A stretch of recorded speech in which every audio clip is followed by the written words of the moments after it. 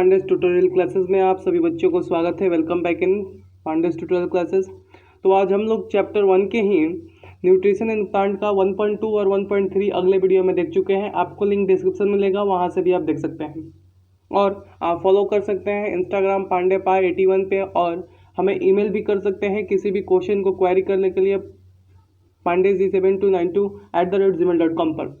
तो आइए इसमें हम लोग 1.3, 1.4 और 1.5 टॉपिक देखेंगे। ठीक, आइए पहला टॉपिक का नाम देखते हैं।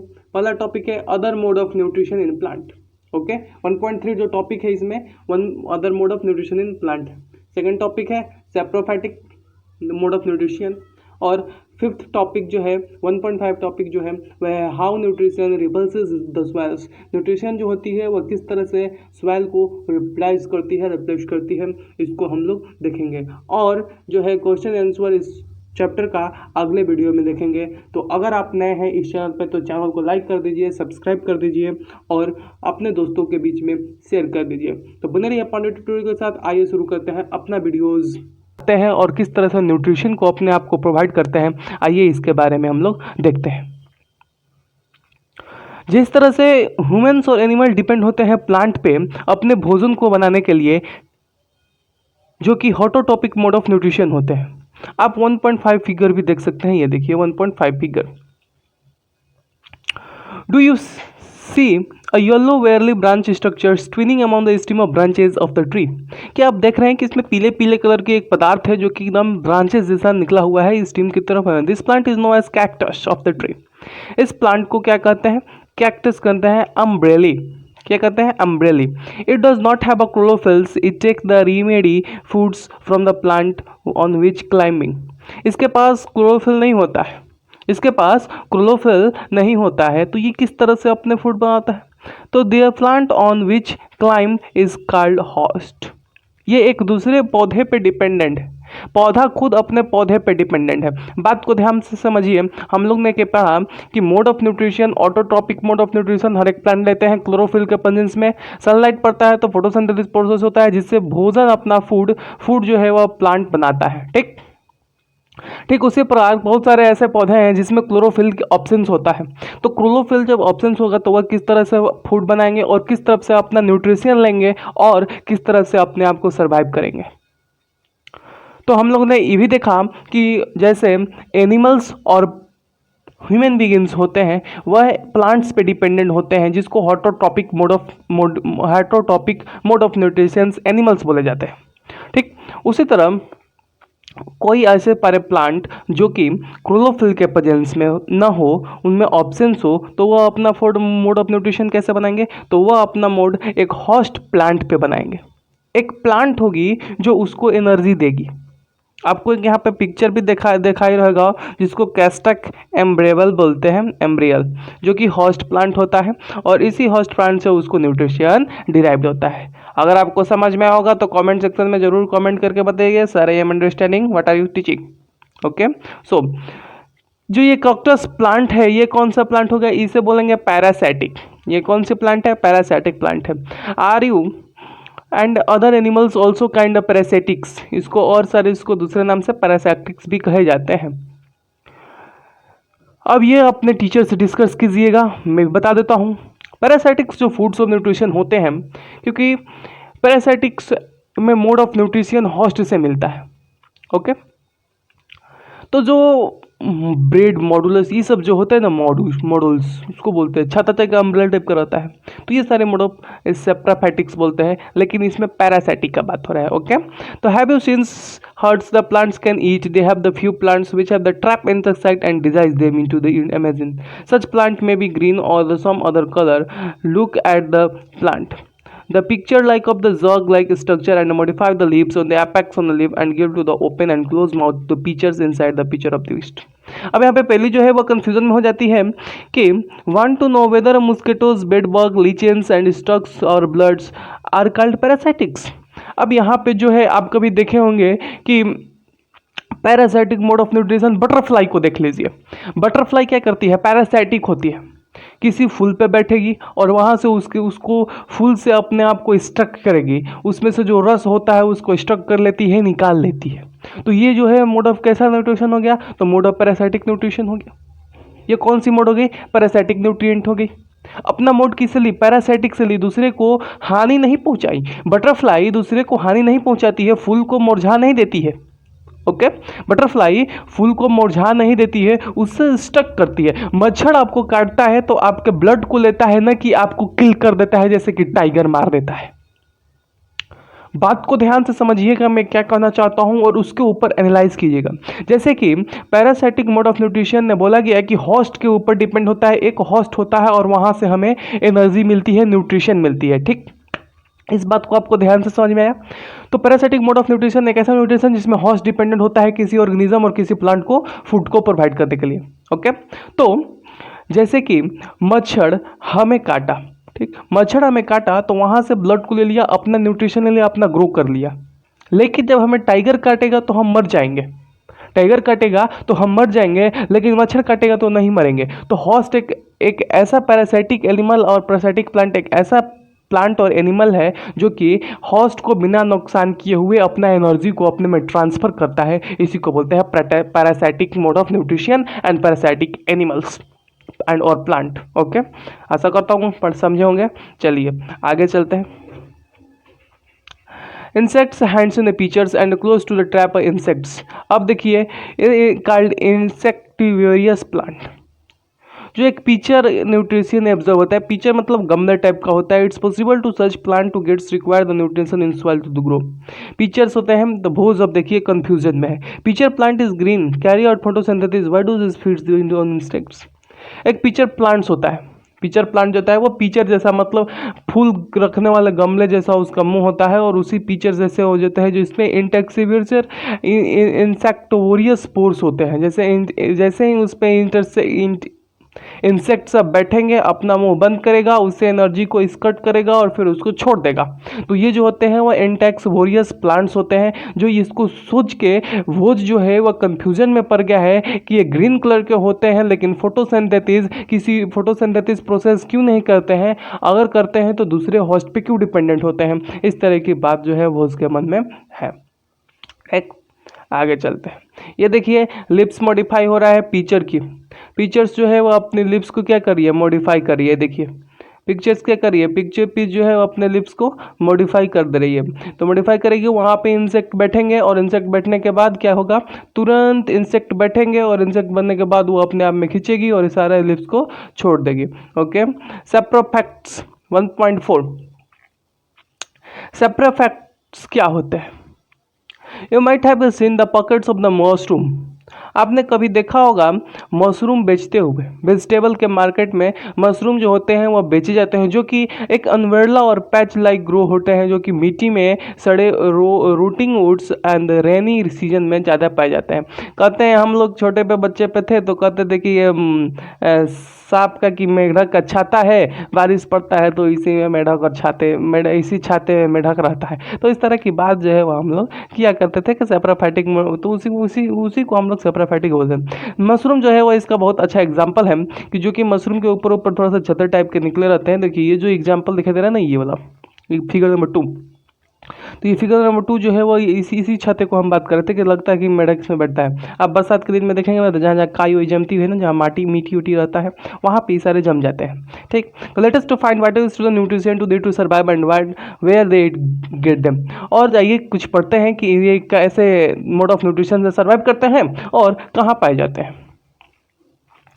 पिक्चर देखिए, fellows need to know the whether the beautiful shoes he wears the special occasions he swap in the fungi। ओहो, क्या दुख की बात है।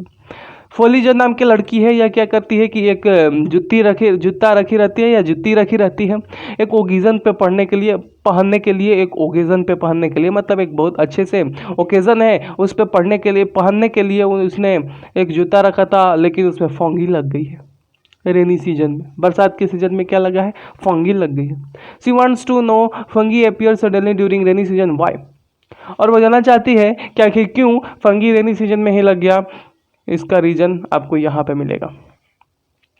These organisms are called fungi। इसी ऑर्गेनिज्म को क्या बोलते हैं, फंगी कहते हैं। They have a different mode of nutrition। They absorb the nutrient from the breads ये क्या करते हैं, ब्रेड से न्यूट्रिशंस को पाते हैं। The mode of nutrition is in which organism take its nutrients from a dead and decaying matter is called saprophytic nutrients। Dead और decaying matter से जो अगर पौधे और फूड्स, एनिमल्स और प्लांट्स अपने फूड को ग्रो करते हैं और फूड लेते हैं, उसको saprophytic मोड ऑफ न्यूट्रिशन बोलते हैं। such organisms called saprophytic mode of nutrition and called saprotrophs, और उसको saprotrophs भी कहा जाता है। Fungi also grow on the pickles, leathers, clothes and articles that are the left in the hot and humid weathers for a long time। Fungi जो होता है वह कहीं भी लग सकता है, अचार में भी लग सकता है, लेदर वाले कपड़े में भी लग सकते हैं, और ये लेटिकल्स कब लगेंगे, जब लगातार गर्मी के दिन में, ह्यूमिडिटी वाली वेदर में, बरसात के दिन में छोड़ी जाएंगी तो इसमें फंगी लग जाता है, फंगी का यूज़ होता है। मतलब वहाँ पे फंगी जो होती है अपने saprophytic mode of nutrition host बन के दूसरे तरफ से रहने लगती है। Okay. Asked to the parents why do the mechanism to fungi to in his house in a fungal spores generally grated into the air and on land on। ये आप देखिए, ये ब्रेड में किस तरह से फंगीज को लगी है, आपके ऊपर देख रही है, fungi grow on bread, bread पे फंगी लग गई है। ध्यान से आप इसको देखेंगे तो फंगी लग जाता है ग्रीन ग्रीन कलर का और छोटा छोटा हो जाता है, जिससे हम लोग कहते हैं कि बासी हो गया है। हिंदी में, भोजपुरी में कहते हैं कि बासी हो गया है। तो ठीक उसी तरह से ये भी जो है बासी हो गया है ब्रेड, सॉरी बासी हो गया है, ठीक ना। इसमें फंगी लग गई है, फंगी लग गई है। क्यों? क्योंकि इसको हॉट और ह्यूमिड टेम्परेचर मिल गया और कोल्ड टेम्परेचर मिल गया, इसके चलते ये क्या हो गया, फंगी लग गई, इसमें फंगी आ गया। फंगी जो है अपना अपना फूड्स ग्रो करने लगा वहाँ से। Wet and warms things are the generated to grow. Now you can the figures out how the can protect your things from getting spoiled. अब आइए इसी वेट और वार्म जनरेटर जो ये ग्रो हो जाते हैं, किस तरह से हम इसको बचाएंगे स्पॉइल्ड होने से, खत्म होने से। Some organisms lives with some other shelters nutritions, this relation is called symbiosis. इसी रिलेशन को क्या कहते हैं, साइम्बोलॉजिस कहते हैं। For example, fungi lives inside the roots of the plant। ठीक, the plants provide the nutrition to fungi and to return to the fungus provide water to certain nutrients। Fungi जो होता है वह सिम्बोलाइज भी होती है। लीचेंस क्या होता है, तो लीचेंस से क्लोरोफिल कंटेंट्स होती हैं अलगी में, फंगी में लिव टुगेदर से लीचेंस होता है जो कि फंगी और अलगी के साथ रहता है। The fungi provide a shelter to water to mineral algae and return to the algae prepare the foods on the fungus. और अलगी क्या करती है और फंगस को क्या करती है, जो हमारा लीचेंस होता है वह पानी के अंदर होता है और ये प्रोवाइड करता है फंगीज को और एल्गीज को, क्या करता है, प्रोवाइड करता है, एनर्जी प्रोवाइड करता है, वाटर देता है, जिससे वो अपने भोजन को क्या करें, आसानी से बना सकें। वो sells once to grandfather told that the weathers wheat fields to explore in the fungis. अब भोजो अपने ग्रैंडफादर भोजो का ग्रैंडफादर आपस में बात कर रहे थे कि जो चावल है ना, जो गेहूं है उसमें फंगी लग गई है और वह जो है वह डिजीज हो गया है उसमें। तो Phyllis told that fungi is like a yeast and a mushroom are useful but the fungi use for diseases plants animals including human beings are not medicines. और इसमें जो फंगीज जो है वह जो फंगीज हैं, मशरूम है, ये सारे चीज़ें जो है वह ब्रेड में लग जाते हैं, वह हार्मफुल वीट को करते हैं। इसी तरह से जो फंगी जो है वह उसे हार्मफुल करता है। लास्ट टॉपिक है 1.5 how do the nutritions and replacement in soils. Have you seen some farmers is separating the manures and fertiliser to field. आप देखे होंगे कि जो मैन्यूर्स होता है और फर्टिलाइजर होता है, फार्मर जो होते हैं वो फील्ड में डालते हैं और gardeners using thems to the loin in the gardeners, और गार्डनर जो है उसको गार्डनर में लॉइन प्रोवाइड करते हैं। पोर्ट्स में भी ये सब डाला जाता है, फर्टिलाइजर्स और मैन्यूर डाला जाता है। Do you know why this is done? क्या तुम जानते हो कि क्यों क्या ऐसा है? You learn that plants absorbs mineral and nutritions. तुमने पढ़ा कि प्लांट्स जो होती है वह मिनरल्स और न्यूट्रिशंस सॉइल से लेती है। So their amounts of the soil is keeps on the declining fertiliser and manures contains nutritions such nitrogen potassium phosphorus etc। तो जिसमें क्या होता है कि फर्टिलाइजर जो होता है, मैन्यूर जो होता है, वह क्या करता है, क्यों डाला जाता है? क्योंकि वह न्यूट्रिशंस को कनेक्ट करता है, जैसे नाइट्रोजन्स, पोटासियम्स, फॉस्फोरस, इस तरह से चीज़ें जो है उसमें कंटेन होता है। These nutrients needs to be added from time to time to enriching the soil। और ये क्यों डाला जाता है न्यूट्रिएंट्स, मतलब फर्टिलाइजर और मैन्यूर्स क्यों डाले जाते हैं? क्योंकि जो सॉइल जो है अपनी मिनरल्स और वाटर सारा प्लांट को दे दी है, उसको रिच करने के लिए, फिर से दोबारा रीस्टोर करने के लिए किया जाता है। You can grow plants and keep them healthy if you can fulfil the nutrient requirement to plants. अगर आप प्लांट को सॉइल में प्लांट उगाते हैं और जब तक से सॉइल अच्छी से नहीं न्यूट्रिशन प्लांट को प्रोवाइड कर सकती है तब तक से आप अच्छे से नहीं कर सकते हैं कि वह प्लांट जो है वह अच्छी है। सॉइल को जब तक से आप अच्छी नहीं करेंगे तब तक से आप नहीं कर सकते हैं कि जो पौधा होगा वह सॉइल से मिनरल लेकर अच्छा होगा। ठीक, इसलिए हम लोग फर्टिलाइजर और मैन्यूर का यूज करते हैं जो कि रिच होते हैं पोटासियम, फॉस्फेरस और पोटास में। Usually crop plants absorb a lot of nitrogens and soil become a depleted in nitrogens. Usually बहुत सारे जो है नाइट्रोजन प्लांट जो होते हैं वह नाइट्रोजन अपने सॉइल से लेते हैं और नाइट्रोजन अपने रूट्स में भी रखे रहते हैं, जो कि हम लोग पढ़े थे राइजोबस नाम की कीड़े होते हैं। याद आया? याद कीजिए। You learn that through the nitrogen gas available in a plenty in the air, plant cannot use in the manner. They can use carbon dioxide. They need the nitrogen's sulfum. The bacterium is called rhizobium.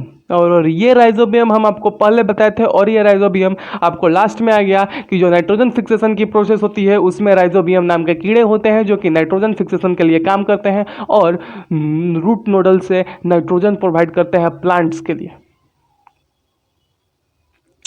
Atmospheric nitrogen converted into enables forms, but rhizobium cannot make its own food. लेकिन rhizobium अपना food अपने से नहीं बनाता है, लेकिन nitrogen plant को provide कर देता है सॉइल से ऑब्जॉर्व करने के लिए एटमॉस्फेयर से लेकर। एटमॉस्फेयर से नाइट्रोजन को लेकर प्रोवाइड कर देता है प्लांट को नाइट्रोजन रूट के थ्रू। राइजोबियम अपना भोजन नहीं बनाता है लेकिन प्लांट को भोजन नाइट्रोजन को प्रोवाइड करा देता है। So it open to lift roots, grams, peas और ये ज़्यादातर ग्राम, मूंग, बीन्स, नाइट्रोजन इस सब में ज़्यादा पाए जाते हैं। Provides food to the shelter to the bacteria. They had thus to have a symbolic relationship. This association of the great significant farmers and reduce the nitrogen filters were leguminous. तो ये जो होते हैं वह क्या होते हैं? लिग्नोमियस क्रॉप्स होते हैं और नाइट्रोजन्स फर्टिलाइजर्स, और ये ग्रेट सिग्निफिकेंट होते हैं जिससे हम लोग फादर को लिग्नोमियस क्रॉप्स को मतलब तिलहन दलहन की खेती करने के लिए ये बहुत ही अच्छे हो जाते हैं और प्लांट जो होता है वह सेप्रोफेट हो जाता है। Plants are growing in most of pulse, dals are obedient by the luminous plants, और प्लांट्स जो होते हैं बहुत सारे जमे होते हैं लुमिनियस क्रॉप्स से। In this chapter we learn that most of the plant are autotrophics, only a few plants are the parasitic and saprophytic. इस चैप्टर में हम लोग पूरा रिकॉल कर लेते हैं कि इस चैप्टर में हम लोग ने क्या पढ़ा पैरासिटिक, सेप्रोफिटिक्स पढ़ा और अपने नाइट्रोजन खुद अपने आप डिराइव कर लेते हैं फ्रॉम द अदर ऑर्गेनिज्म और अलग ऑर्गेनिज्म से भी। All animals are categorised in heterotrophic since they depend upon the plants and other animals for foods. All animals are categorised in heterotrophic, सारे एनिमल्स को हेटरोटॉपिक से बांटा गया है जो कि डिपेंडेंट होते हैं प्लांट्स और एनिमल पे। Can you say that intersected plants are a patrial heterotrophs? Yes, we can say that the intersecting plants are the practical partial heterotropics. So this chapter was ended from these topics. So आशा करता हूँ कि आप अच्छे से पूरे chapter को समझे होंगे।